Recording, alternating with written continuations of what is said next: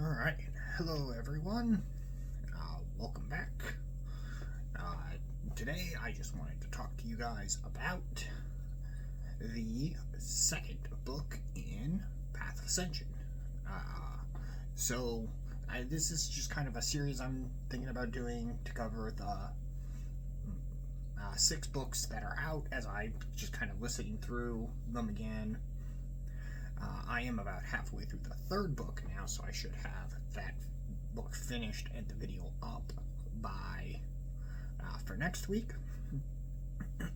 That is my plan, and then to have the 4th book, then the 5th book, then the 6th book. So the 2nd book in Path of Ascension picks up immediately after we leave Matt, where we left Matt and Liz at the end of the 1st book, having decided to go to the Vassal Kingdom to do the exploration there. And that's kind of, the whole book kind of takes place on the same planet. And what happens there, this book is a lot more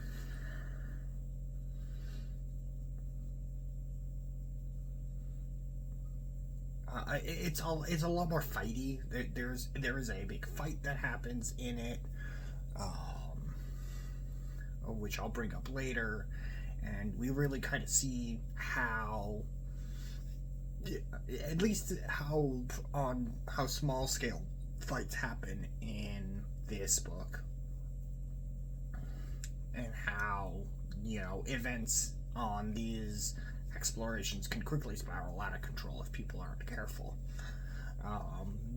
So Matt and Liz are on the way there. They get another party member for this book, and only this book, but who goes by the name of Camilla, and we find out more about Camilla throughout this book, and what happened to her, and why she's so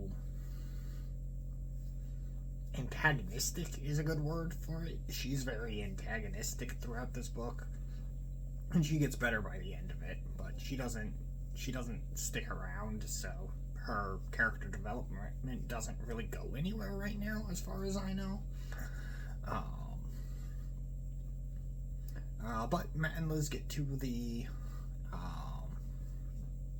world they're exploring, which they're exploring because there was a tier 20 world that was found, and the kingdom is exploring the worlds that are required for them to jump to that tier 20 world. So they're on a tier 6 world exploring and doing a subjugation. That's what I was spent this whole time trying to remember what it was called. They're subjugating the planet is what it's called, which is just people go out and they delve the rifts and they explore the land and they do all of that stuff, all of the preliminary explorer kind of thing.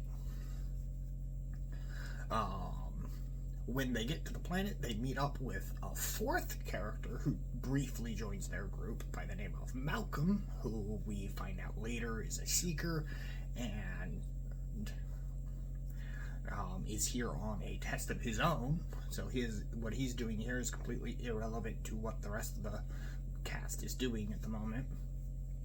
And he is looking for a specific item that he has been sent to go find, and he is requesting the group's permission because his talent is telling him that they won't backstab him.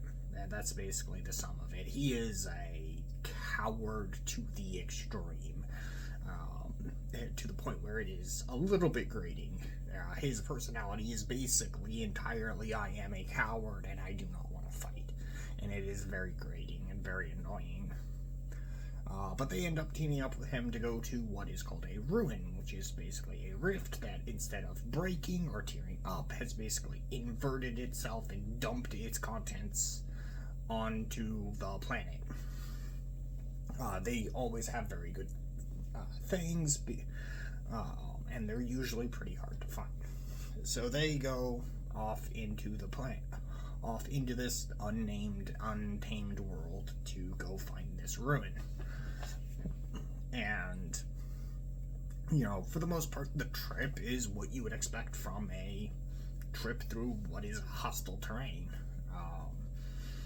They can't use the flying sword Matt bought in the last book because it doesn't have enough room, so they have to walk.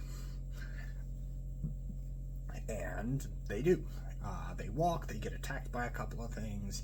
They end up finding a rift that has a bunch of boars around it. They end up clearing all of the boars out, going into the rift, delving the rift, and then right by this rift is the ruin, where they go into the ruin and they start poking around. In the first fight of this ruin they get into, they fight a golem, and this golem absorbs all mana and starts like charging up. And at first they think nothing of it, and they're just like, okay, well, some monsters absorb mana, and you know, it sucks because all of our damage are from our mages, like in most adventuring parties. So they go, and it's a big grueling fight.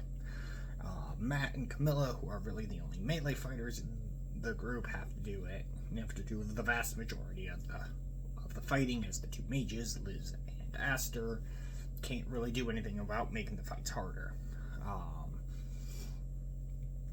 But they manage to get through the ruin.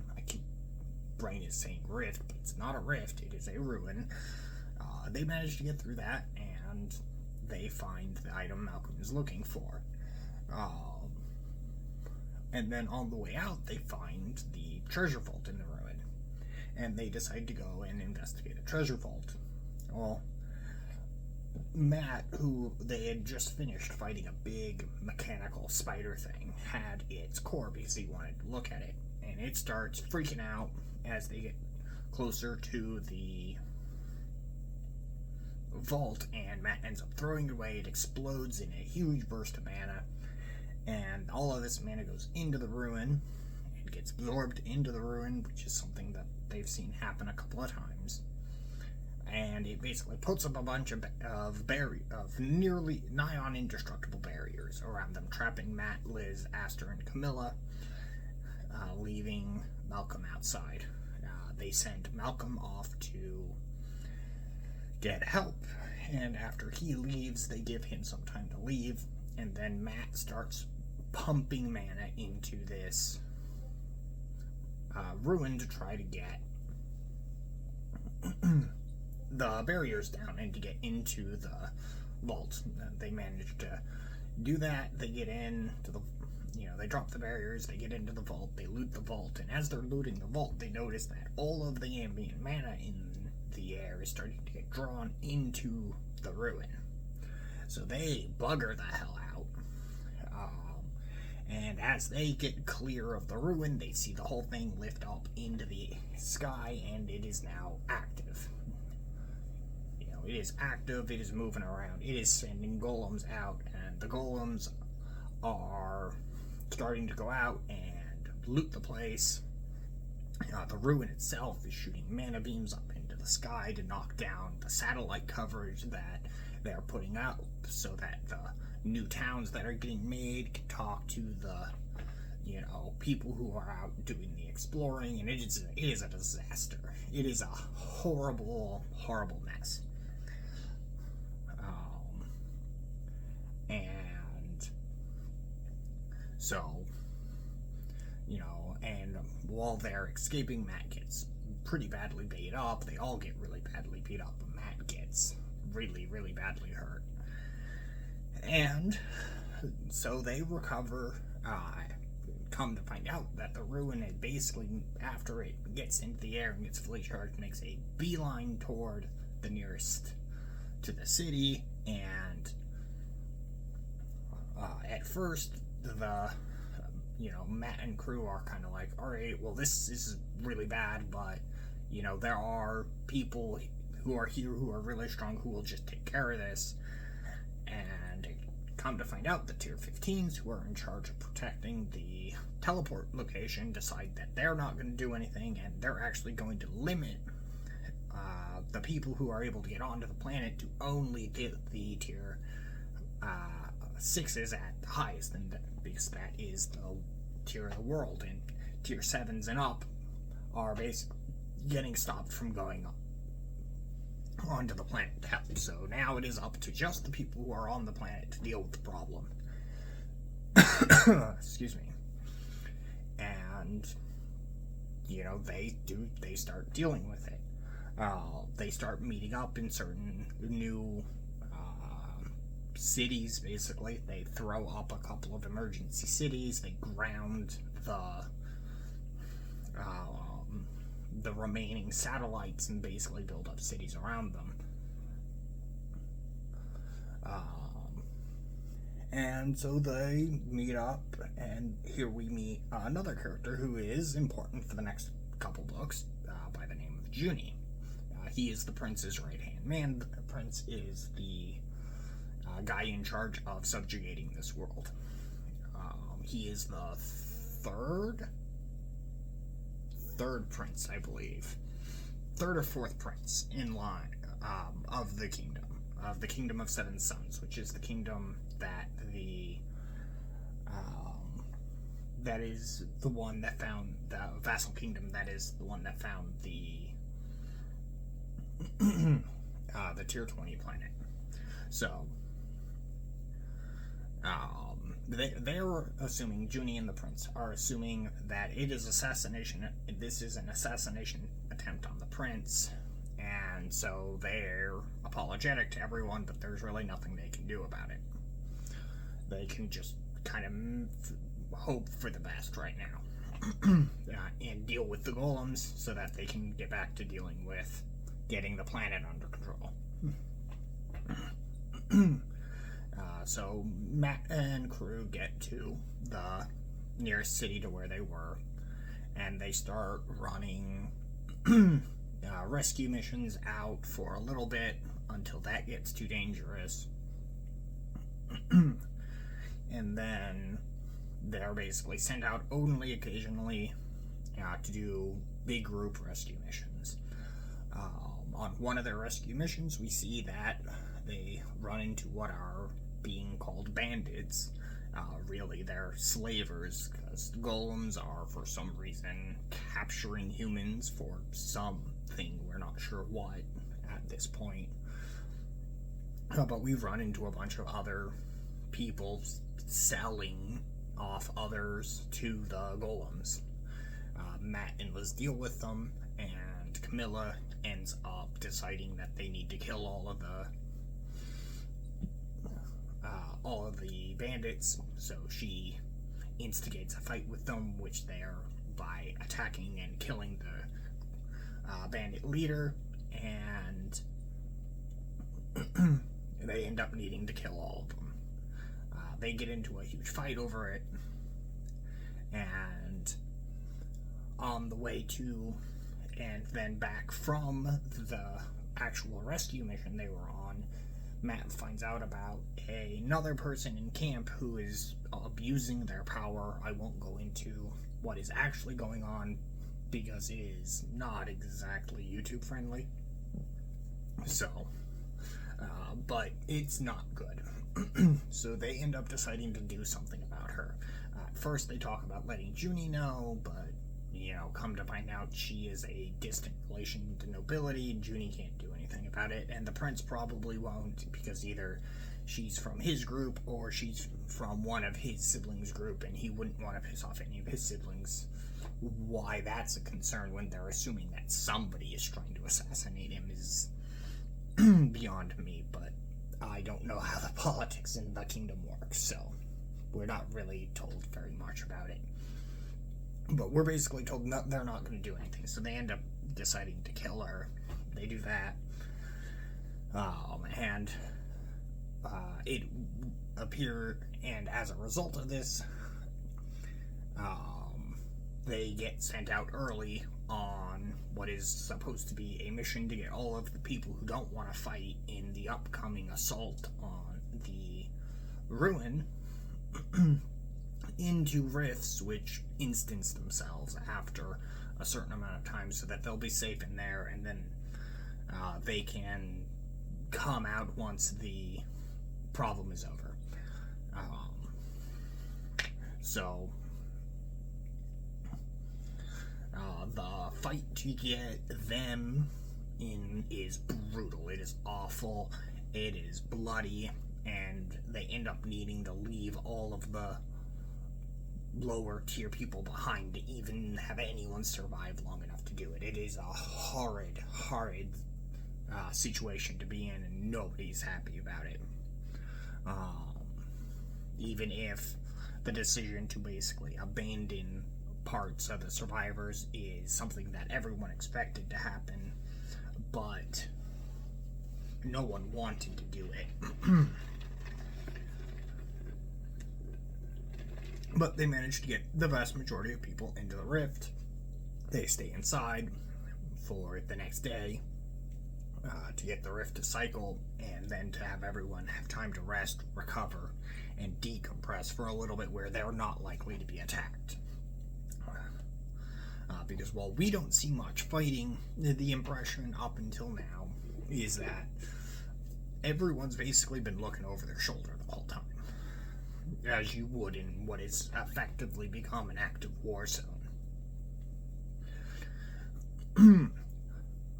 And then they leave. They basically break out of the rift into what they're expecting to be another really brutal fight, but there's nobody around.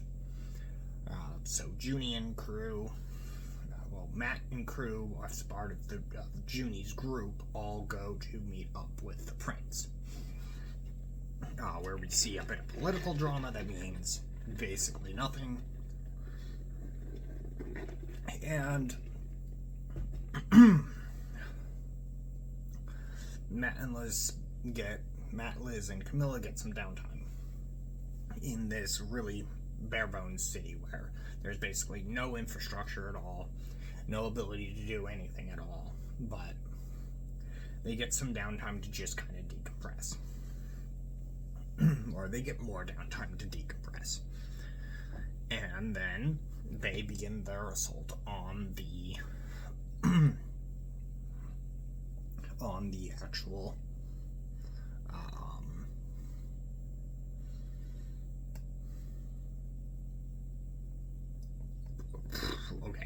brain on the actual ruin. And so from there, they clear the ruin.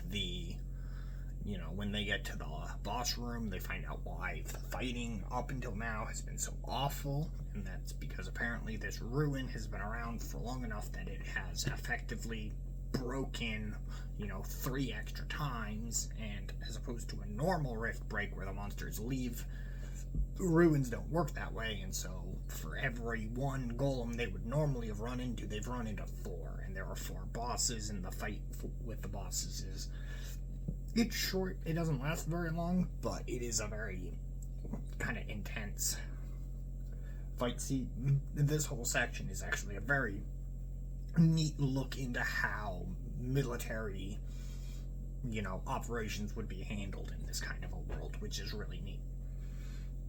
But they managed to clear the ruin and then deal with that problem. And that's only about half the book. The rest of the book, there isn't really anything major that happens in it.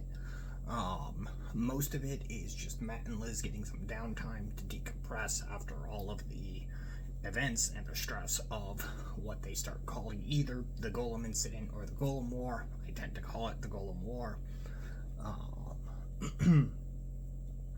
But during this time, they start experimenting with Matt's mana output, and they take things to the next step, with Matt being able to fill rifts. They have Matt start creating rifts, and they start experimenting with that, and we get a really good idea on how rifts are created and how they potentially determine what area is inside the rift. It's all really neat stuff for me, but if you don't like nitty-gritty kind of detail-oriented things, it's probably not going to be your favorite part of the book. But I really like it. But we go through that.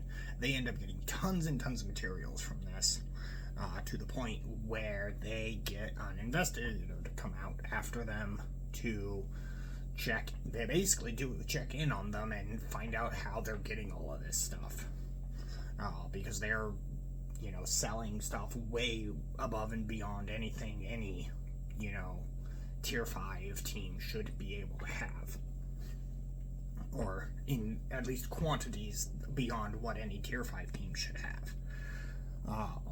They get cleared in the investigation, and their investigator ends up putting them in for what is called a management team, which is something that any people on the path will get if they're good enough at tier 10 after the tier 10 tournament. But certain people, most notably seekers, who have abilities that can basically remove the difficulty in the path by going and finding powerful things to either sell or use, get these management teams early so that they can be pushed to keep working harder and to keep climbing. Now, specifically, we're told that they are either pushed forward or off the path entirely. So, he ends up putting them in for a full team, which we don't see them in this book, but we do get a message from them at the end of the book. Or at the end of the book, as far as Matt and Liz are concerned. Because at the end of this book, like with the others, we get some other stuff that happens to kind of out in the more general empire. Usually revolving around the main characters or something else. So in this, we end with this one with a war being declared between the Kingdom of Seven Sons and the Allied Queendom. They're just called the Queendom in the next book, so I'll just call them the Queendom. And there are two different vassal factions, and the Queendom's been allowed to declare war on the Kingdom of Seven Sons for the Tier 20 planet. So that's what happens, is we get told that war is starting on the Tier 20 planet, but this Tier 6 planet is going to be host to a faux war, or what is called a Pather War, for people of the lower tiers to get experience on how wars work. Initially, Matt and Liz decide they don't want to do anything with this. It doesn't give them anything, and they'd rather stay at Tier 5 instead of advancing to Tier 6 to be able to keep delving to get growth items, which are items that grow with people. But they really only show up tiers 1 to 5, with 5 being when they're the most likely to show up. And then once you're tier 6, they basically cease being a thing. They can drop, but they're incredibly, incredibly rare. So, but just as they make that decision and are about to decline joining the war, they get a notification from their management team telling them that they have to participate in the war if they want to stay on the path. So that is where we leave Matt and Liz, joining the war, or deciding to join the war and stay on the path. Then from there, we go to see things from the investigator's perspective for a little bit, when we see him reporting in to his superiors and their decision on who they're going to send to be Matt and Liz's team manager. They end up deciding on trying to pull an old manager out of retirement by the name of Luna, and they manage to convince her to take the job. So Luna, and we now know, will be Matt and Liz's manager. And then we see a brief thing from the Emperor, and he needs to deal with somebody who is tearing up without permission. Not anything too majorly important there, but so that is the second book, kind of briefly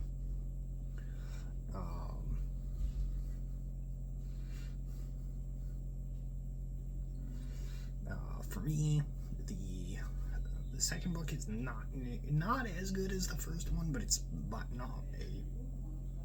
a bad book by any stretch of the imagination. For me, it is a 4-star book. Still really recommend you go through it, especially if you went through the first one. And that is it. So I hope you guys enjoyed the video, and I will talk to you guys again next week. Bye.